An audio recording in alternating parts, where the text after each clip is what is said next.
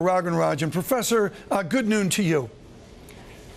Likewise. What was the genesis of your wonderful Foreign Affairs article, The True Lessons of the Recession? How did this gem happen? Well, thanks for calling it a gem. My sense was that we had increasing voices saying what we need is stimulus, monetary stimulus, more fiscal stimulus, and that's the way out. And to me, it looked like what we were doing was injecting an old racehorse with more and more drugs and hoping that it would perform to its own old ability. I think what we really need to do is diagnose the problem with the racehorse. How do we make it young again, capable of racing, as opposed to just stimulate it with drugs? That's sort of the analogy that I had in mind when I wrote this piece, and basically saying a lot of the problems in the countries that got into trouble were deep underlying structural problems that were being masked by varieties of spending, whether it was construction spending or whether it was government spending. And to really get at the problem, to fix it, we need to understand what those underlying problems were and tackle them directly, rather than indulge in yet another bout of spending, hoping that will revive these economies. We've got a couple key sentences from this Foreign Affairs article. Let's bring up one, Elliot, on income inequality.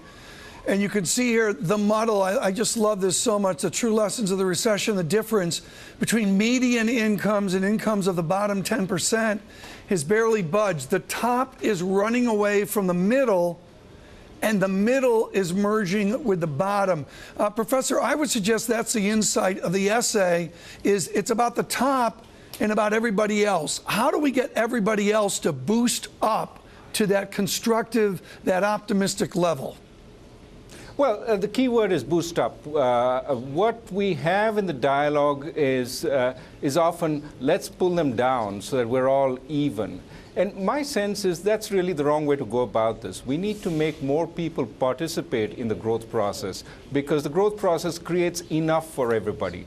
And the way to do that is fix the underlying problems that hit our workforce. The first is too many people don't have the education or the skills for the work, for the kind of jobs that are being produced by the modern economy. Second, we don't have the support systems, whether it be aid in colleges, financial aid, or whether it be aid to go look for work, or whether it be information about the kinds of jobs that are available. So doing things like that, making it more possible for the workforce to get the kinds of jobs that they can do and they will do if given the appropriate support structures. That, to me, seems to be the better way of intervening in this time, rather than necessarily spending more money mindlessly. And then just since you've written your essay, Dean Baker on the left and Kevin Hassett on the right joining together to write an essay this weekend on the pain of unemployment, the political reality professor of we've got to do something about jobs.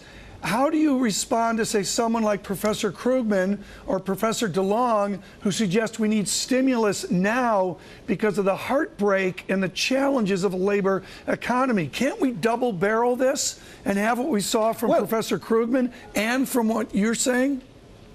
I think you can try, but what I worry about is we create make-work jobs, jobs that are around for a year. At the end of the year, we're going to say, these jobs are going to go away. We need more stimulus to keep these jobs going. We saw that happening in Japan. Japan essentially created construction jobs by paving the entire country with concrete. They've got bridges everywhere, roads everywhere, but yet they're still in a deep funk because they didn't address the underlying fundamental issues. So you can't run away from the long run. The long run will eventually hit you. And so until you create sustainable jobs, we're not going to come out of this. This is not just a simple matter of creating a job for a day. Bring up chart number 5, if you would, Ellie, and I'm going to rip up the script here a little bit. Bring up chart number 5. Okay, here's GDP. And the way Professor Rajan identifies this is the end of easy growth. Is our goal, Professor, to get back to easy growth, or do we need to find a new normal, which is harder, more rigorous, more honest growth? I think the word honest is the right one. It is sustainable growth. In a sense, the way I like to think about it is industrial countries are back in the position of emerging markets. It's not about just keeping the pace of growth going. It's about finding new sources of growth which can employ the kinds of people who are now being put out of jobs by technology, by competition from abroad. We need to find those new sources of growth, and they aren't simply government spending on make-work jobs, digging holes and filling them up. When you look, Professor, at all that's said and done about inequality and about the labor economy in this country, is there any public policy you would advocate now? No, I think you have to start thinking about how to remedy this, because the worse it gets, the worse inequality gets, the harder it gets to fix. And clearly a whole range of issues, some of which the administration is taking up, including a focus on improving the quality of education across our schools, improving access to colleges. I mean, colleges are frightfully expensive for the middle class now, and finding ways so that they're affordable, but finding ways that students actually take courses that end up in good jobs, as opposed to courses that leave them with $100,000 in debt and no job. That's the kind of analysis, that's the kind of thinking we need to do, and there aren't easy solutions. There's no one magic bullet which will get everybody to the right place, but there are lots of experiments we can indulge in, and we should actually learn from them and implement them. Have you, very quickly, Professor, have you talked to any politicians about your essay? Is anybody listening in Washington? Well, I talk all the time to people, but they're informal conversations. No, nothing formal. In the FT today, Lord Skidelsky and Marcus Miller, let's bring up that op-ed, looking for stimulus, looking for support for a country in such desperate straits as Greece. Orderly exit from the euro to regain competitiveness looks to be the best option. It's in the interest of Greece and its creditors, read French and German banks, that the devaluation be controlled. Do you agree with that statement?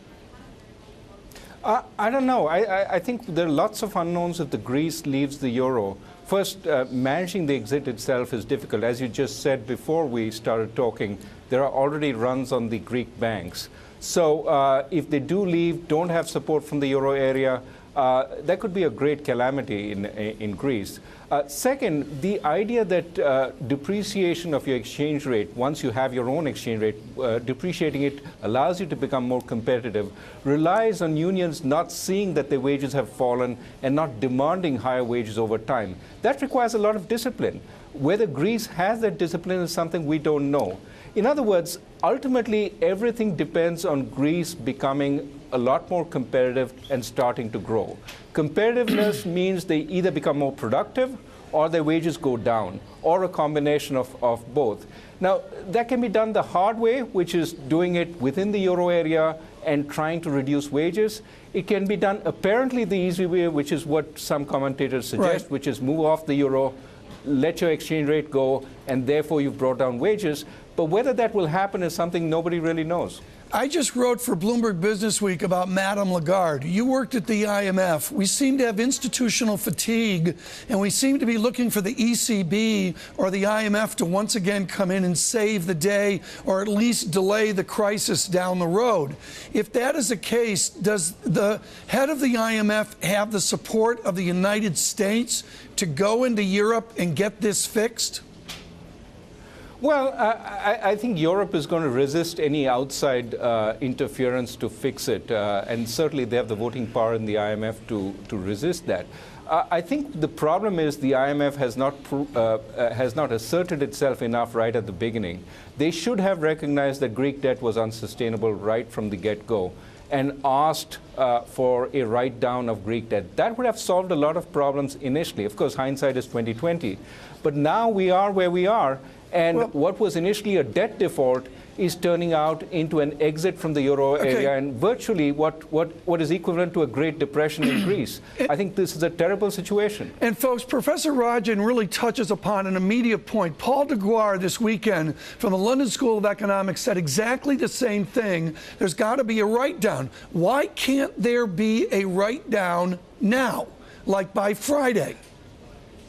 Well, because, it's actually not that difficult, because a lot of the debt that Greece owes is debt to official institutions. Yes. The reason there won't be a write-down is because the people holding this debt, whether the euro area, the IMF, etc., want to see some action on Greece's part to do the kinds of things which are going to restore growth in Greece, such as, for example, the structural reforms they've promised, the reduction in the excess government workers they have, and so on. Unless Greece shows some willingness to walk halfway, I think the creditors are going to be very unwilling to just write it off without anything on the table. And that is really where we are stuck at. The Greeks are essentially, certainly the parties on the left, Mr. Tsipras, for example, are attempting a form of grand blackmail. We will threaten to leave the euro, and you will therefore make concessions without us doing anything. In fact, he's threatening to go the other way and hire more government workers, increase the deficit even more.